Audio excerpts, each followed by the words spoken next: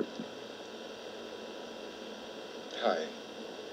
this is Venetian Sailor, and tonight I'm going to be playing with some infinity cubes for your ASMR delectation. I thought as a cute little trope to introduce the video, I would use a tape recorder in order to demonstrate the level of quality available at the consumer level for audio recording between the 80s and even the 90s. And today,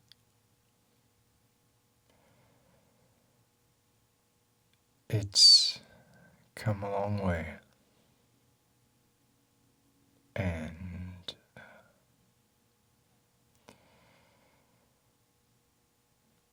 it makes you think. I know I'm only speaking for myself here, but I'm so easily discouraged when things don't go exactly as planned. Or I get easily discouraged by the limitations of technology. And then I think about how things were even just a decade or two ago, and the hurdles that had to be overcome to create art. Well, real art, not these jibber jabbers. But it is pretty spectacular, I think.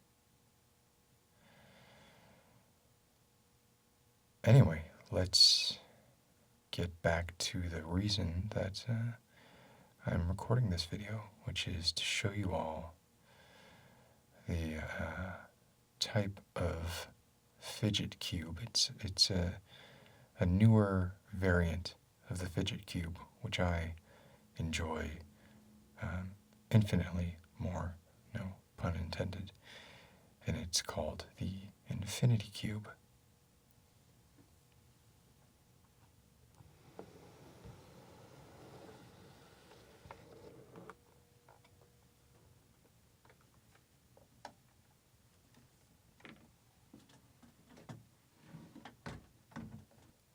The infinity cube came out near the end of 2017.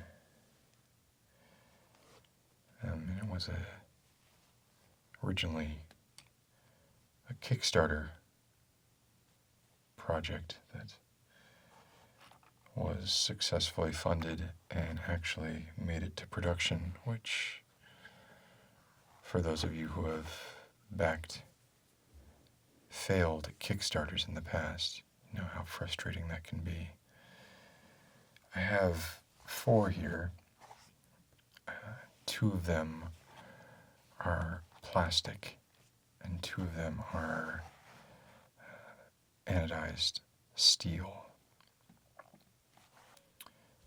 They make pretty different sounds, and they feel pretty different in the hand, and there's, of course, a cost difference as well. In my opinion, the cost difference is well worth it. Of course, I got fidget cubes when they first came out, and fidget spinners, in part because I'm an anxious person, and in part because I knew they'd be useful to some extent in ASMR, but frankly, by the time that I got my hands on them, there were already so many ASMR videos using fidget cubes and fidget spinners that I only used them in a sort of satirical way in a couple of videos. However, even though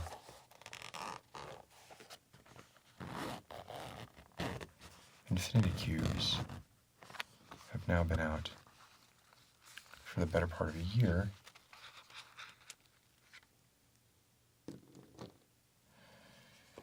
I have yet to see any specific ASMR videos featuring them. So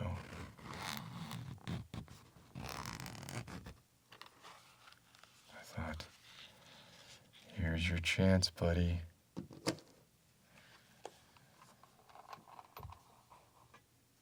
$10 million views assured. I'm also going to be using nitrile gloves when I'm playing with these, just to add a little extra sound, and I won't be talking so much once the fiddling begins, but you can see here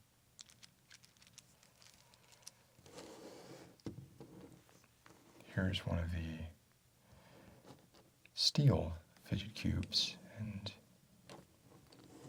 here is one of the plastic fidget cubes. The steel one weighs 3 or 4 times more than the plastic one. And it's nicer to hold. And everything about it, I think, is better. But the sounds that they make might actually just be down to personal preference, whether you like one more than the other. So what is an infinity cube? Let's get all of them out of the way, except for the one we'll focus on for the moment.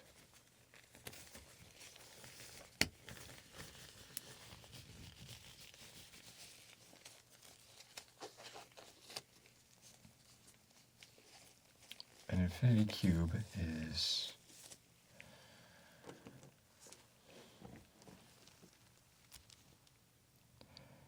eight cubes, all of them attached to adjacent cubes by 4 hinges.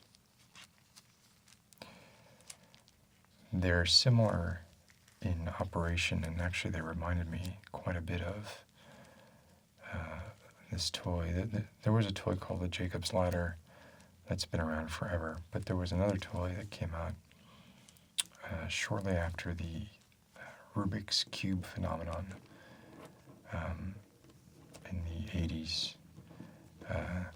called Rubik's Magic. And that was essentially this,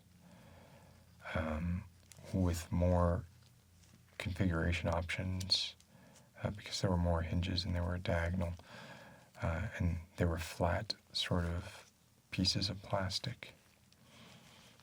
And the goal was to arrange them in such a way that you had got 3 linked rings across the front. These just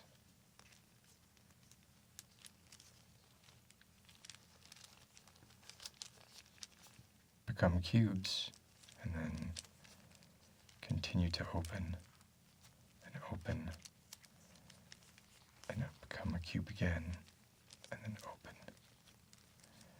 and open. And they're also sort of like hexaflexagons. We're talking about the interesting topography that allows this kind of movement. So, as I was in the process of editing this video, I came across an admittedly cheap Chinese ripoff of the toy I was talking about earlier, Rubik's Magic. And you can see it's 8 squares, much like the 8 cubes of the infinity cube. And they are also linked to each adjacent square, except these use 2 sets of diagonal monofilament line that allow you to do stuff like fold it this way, and then fold it like that, and then open it this way. You'll note if I close it towards me, then I can't open it as a perfect sort of oval/sphere. But if I open it away from me, I can. And then every one of these I turn, it then allows it to open in the opposite direction. So here, it opens towards me. Then I move one more down the line. It opens away from me. The goal is to get the picture to appear as 3 concentric rings. And I've hopelessly messed this up, but it makes interesting creaking noises.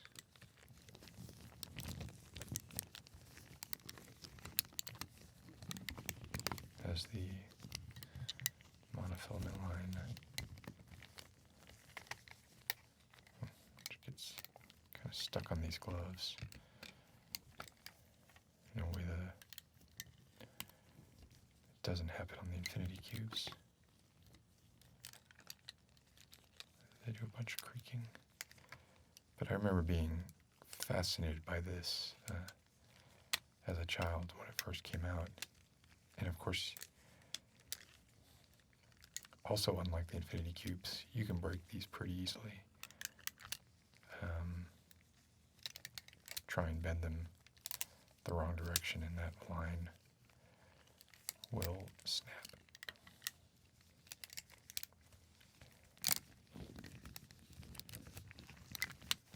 I'm not going to try and solve this or anything. I just thought this was an interesting piece of history, but apparently it's not history. You can still buy it. But if you're into sort of puzzles involving topography, this one's pretty neat.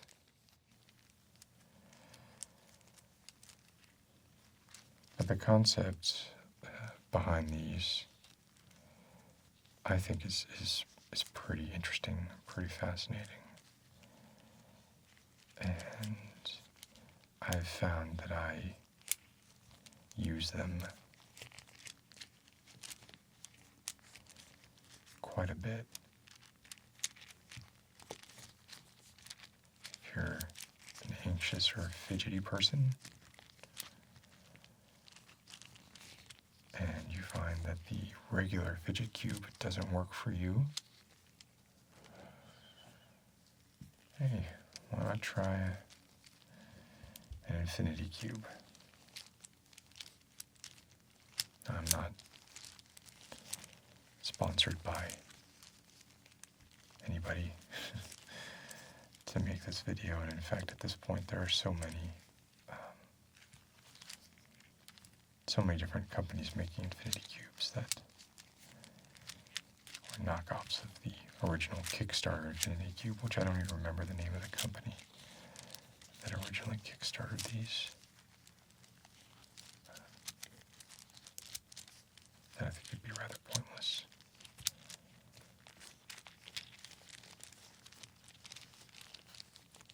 Regardless, I am not sponsored either by infinity cubes or by Coca-Cola. Although, frankly, I should be sponsored by Coca-Cola because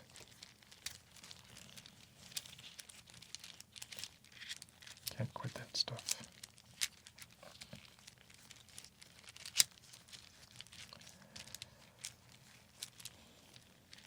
I talked a little bit about the concept of infinity in a video I did over 2 years ago now. And so because I'm playing with infinity cubes, I'm going to talk a little more about the concept of infinity and say things that you all probably already know. And I'm probably going to get things wrong because memory here. And there was a time when I studied these things, or,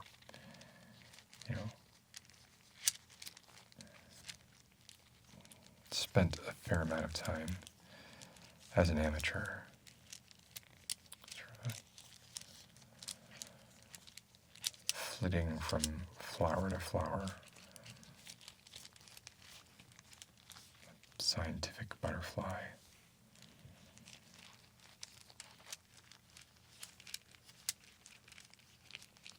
Now I have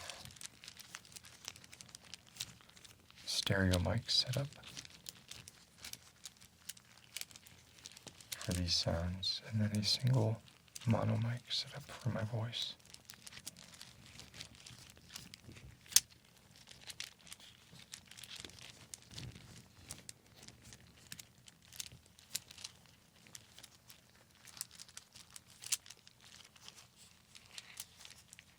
To infinity. One of the things about infinity that I found it difficult to wrap my head around when I was younger,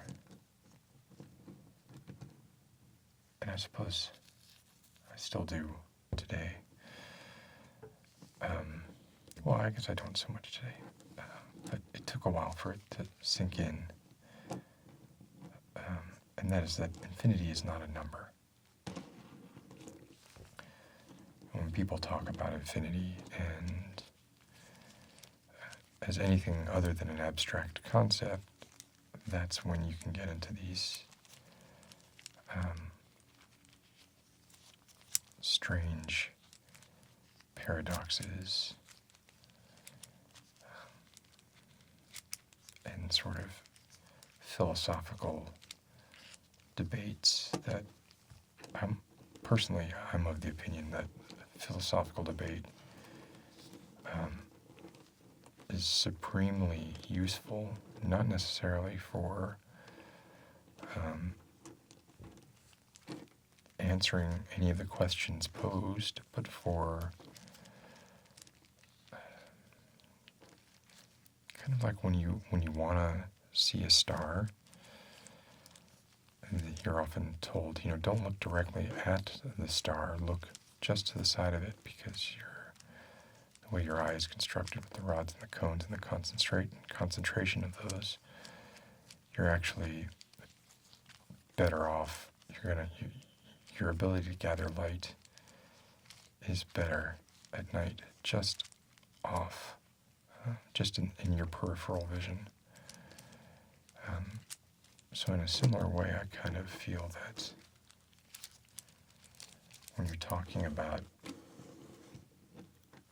philosophical matters, philosophical issues, and debating,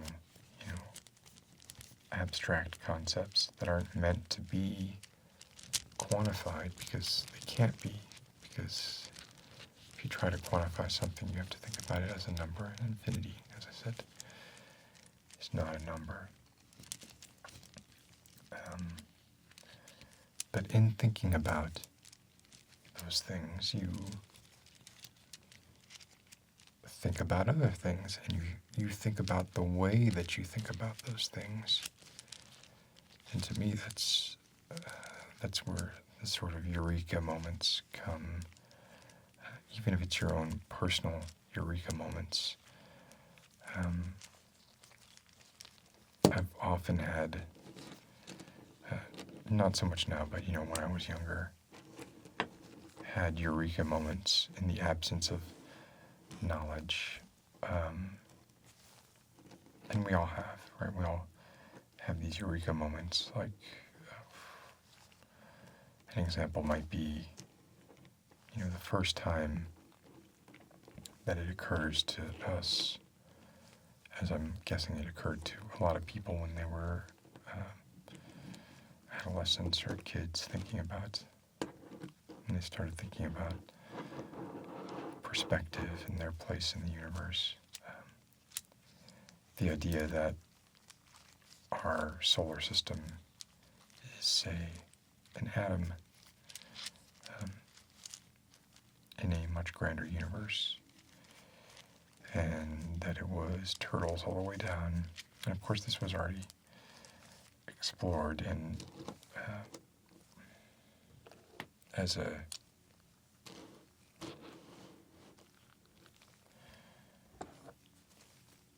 metaphor, it works, but again, only as an abstract metaphor, right? It's a good way to give yourself some perspective.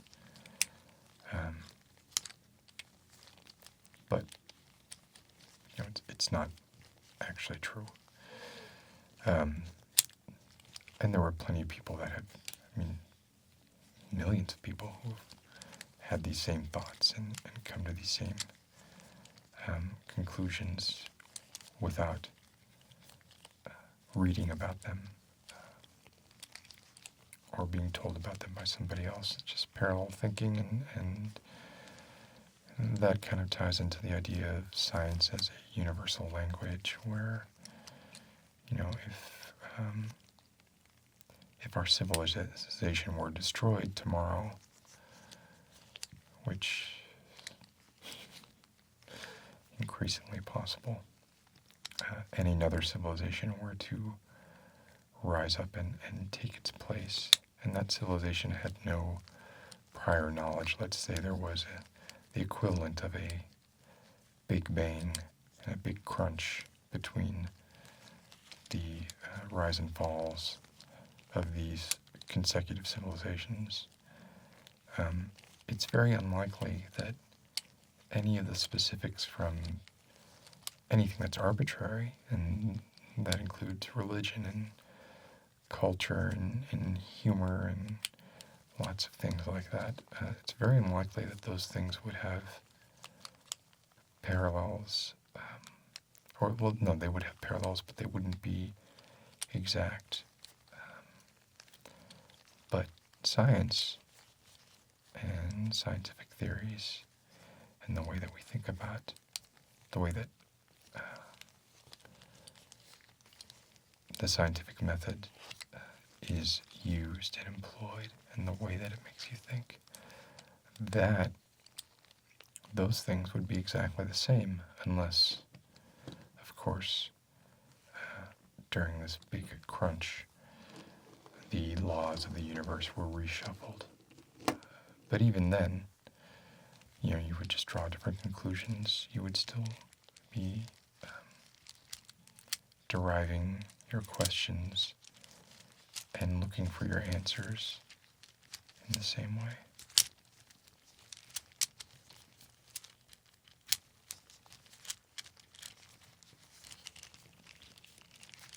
So, it's a long roundabout way for me to get to some of the paradoxes that arise from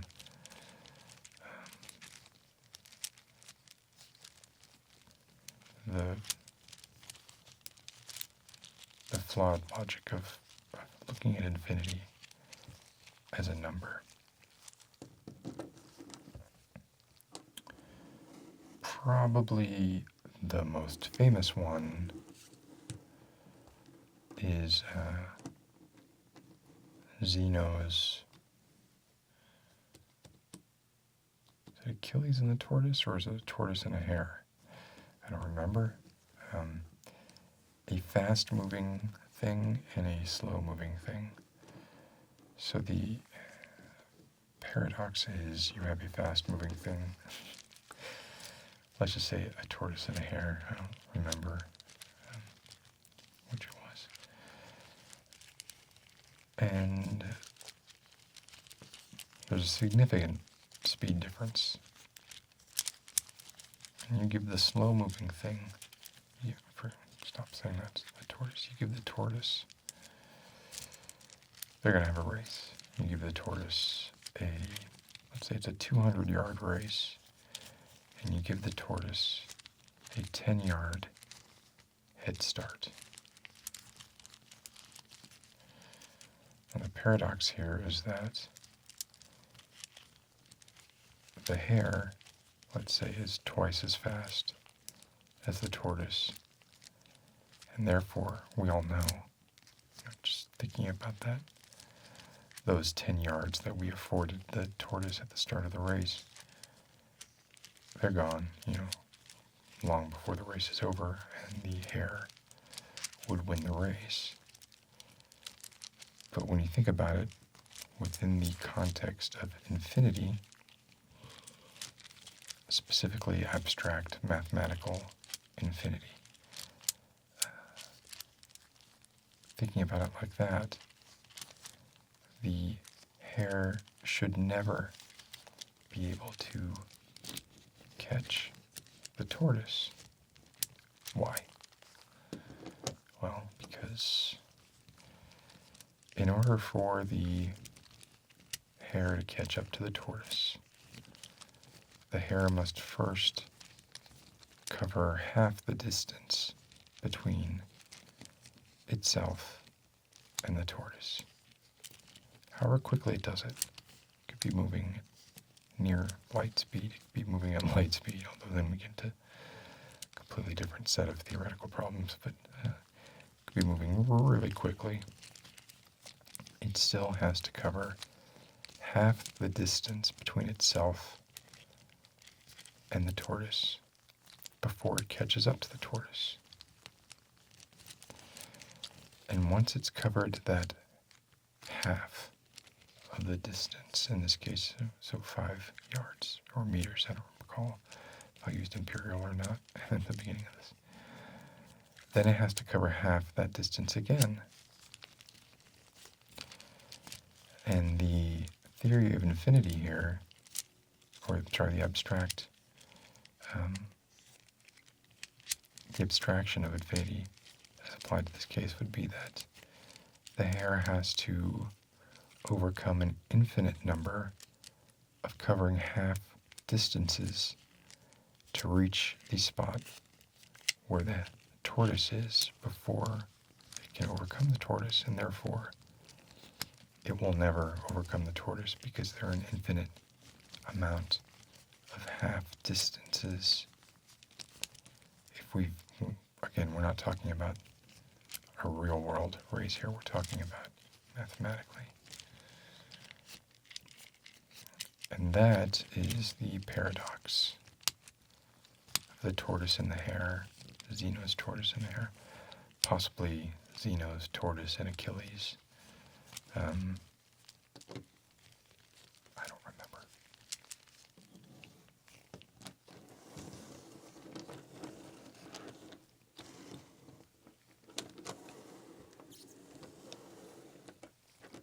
Actually, that's probably not the most famous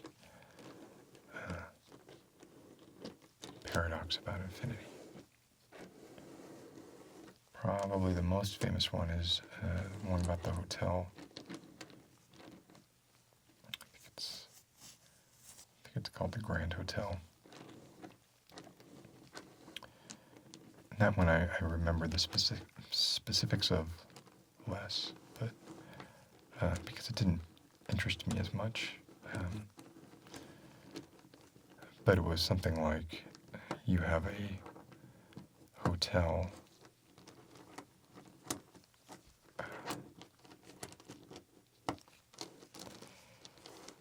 with an infinite number of rooms and an infinite number of guests. So if an infinite number of guests are staying in an infinite number of rooms, the question is, somebody else comes to the hotel, asks for a room. Is there a room available for them? And the answer is yes, there is a room available for them, because using the concept of infinity here, you could always have the infinite number of guests each occupy all the odd numbers, all the odd numbered rooms. And there's still an infinite number of odd numbers, infinite number of even numbers, but now all of a sudden you've created every even-numbered room is empty. So you could continue doing that, and essentially you would have multiple infinities of guests staying in the smaller infinity of the number of hotel rooms. I may be getting some of the specifics of that wrong too. But I don't think a tortoise or a hare factor into that one at all. So those are paradoxes about infinity as they pertain to space. Specifically, there's another one that's also by Zeno. I think this is Zeno as reported by Plato or Aristotle. I really should have looked this up prior to doing this video because I forget. But, so another one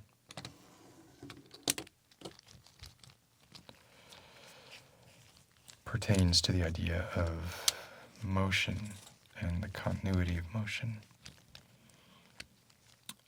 Specifically, it claims that if I shoot an arrow at a target at any instant, exact, precise, infinitesimally small instant, that arrow is neither moving towards its target nor moving away from its destination. And therefore, the ideas of momentum and motion break down because in any given instant, the arrow is not moving at all.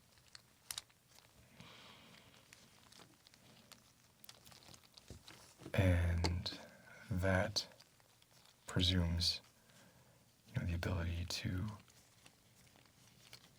break down time into the infinitesimally small. Infinity is, in many ways, it's kind of like the speed of light, like a lot of things that we don't take for granted, but a lot of the sort of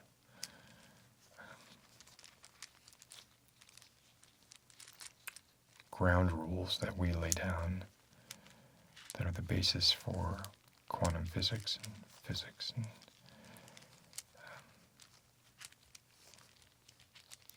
all areas of science seem to fall apart when we approach these. Really, what they are is limits. You're even thinking about them on a graph, using that terminology. They're the limits.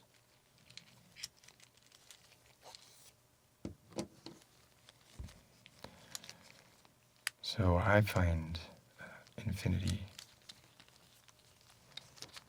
pretty invigorating and interesting to think about. I also find it occasionally frustrating and frightening.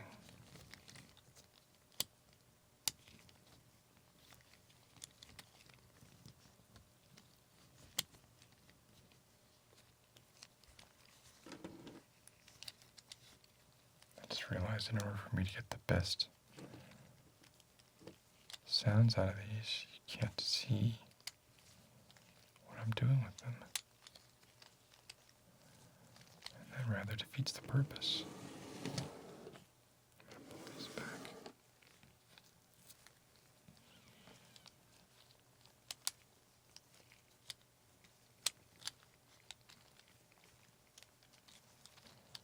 So you can tell just by when I'm sort of spinning these plastic ones.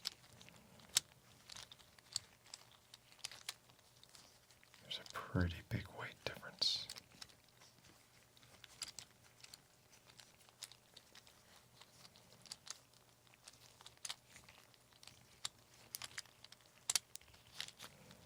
And the lack of weight makes these harder to play with, especially with one hand.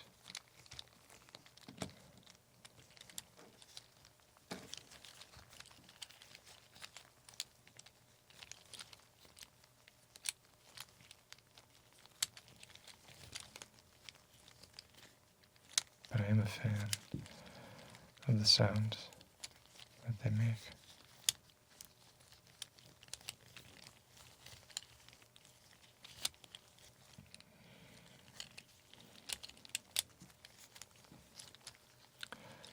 So yes, I do carry one of these in my pocket, one of the steel ones. And I have for a few weeks now.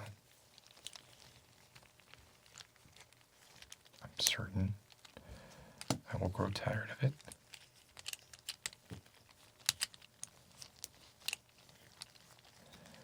But I'll be honest with you, the fidget cubes, the original regular fidget cubes, never did it for me. They never, I didn't have, I got them and was instantly disappointed. And that wasn't the case with these. I think because they're more,